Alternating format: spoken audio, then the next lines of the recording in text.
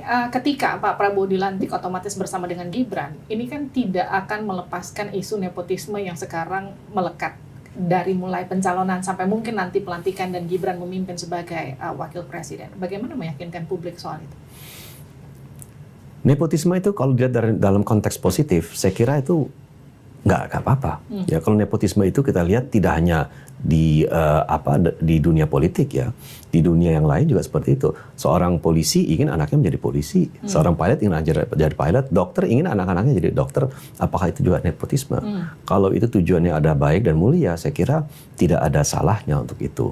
Nah, begitupun nanti di dunia politik, sepanjang itu tujuannya adalah untuk bermanfaat untuk masyarakat, untuk betul-betul mau berjuang untuk membangun Indonesia ke depannya, saya kira tidak ada hal yang buruk. Di negara adi demokrasi seperti Amerika, Korea, ya dan negara-negara lain itu pun dipraktekkan kok. Ada ada klan politik yang sudah berkuasa cukup lama, Bush, Kennedy, ya, dan itu menurut saya sah-sah saja. Politik dinasti, nepotisme untuk mempertahankan dinasti itu gimana tuh, Mas? Kalau begini, kalau dibilang untuk mempertahankan dinasti, rasanya tidak mungkin, nggak bisa. Karena masyarakat juga tidak bodoh. Dan kita lihat di Pilkada 2020, banyak dinasti politik di daerah itu runtuh. Karena sudah gagal mendapatkan kepercayaan masyarakat. Masyarakat bisa menilai, dan masyarakat sekarang kritis. Dan menghukum. Caranya gimana? Kita tidak akan pilih lagi nanti.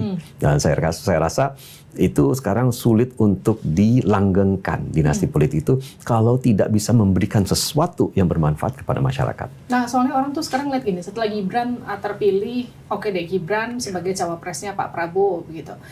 Tapi kan ada juga wacana Erina mau jadi Bupati Sleman, ada kemudian bahkan sesprinya Bu Iriana mau masuk pilkada gitu. Itu gimana tuh Mas ngeliat itu? Nah, itu kebetulan dua contoh itu agak dekat di PAN karena Bupati Sleman dan calon wali kota Bogor itu dua-duanya kader PAN. Nah, itu gimana? Nah, pasti kita nggak akan sejalan gitu ya, karena tentu kader kita dahuluan kader kita dong gitu ya. Tetapi kan dalam kasus Bogor mungkin itu tidak ada kaitan kekeluargaan, kekerabatan ya, tapi mungkin sifatnya lebih kedekatan. Tetapi pada akhirnya kembali lagi, mau si A diajukan, mau si B diajukan, kalau masyarakat nggak milih juga nggak akan jadi gitu loh.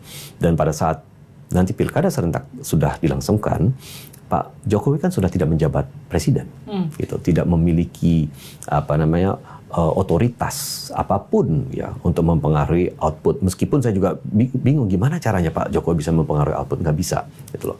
Nah, tetapi saya bisa melihat bahwa Pak Jokowi mungkin dengan popularitasnya masih tetap tinggi bisa berkampanye untuk siapa yang akan didukungnya, karena beliau sudah menjadi warga negara biasa pada saat itu sah-sah saja saya kira.